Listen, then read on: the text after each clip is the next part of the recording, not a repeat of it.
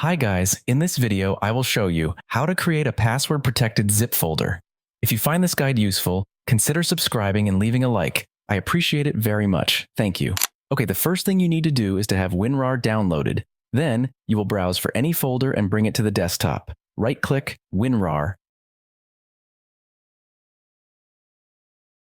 Select Zip.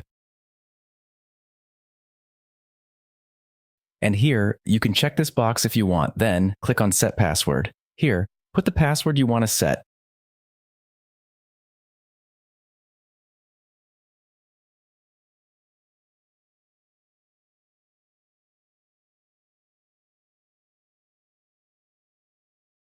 And once here, if you open the folder and then try to open something inside it, it will ask you for the password.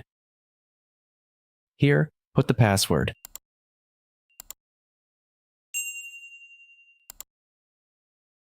And that's it. You can open whatever is inside. Leave a like. I appreciate it very much. Thanks.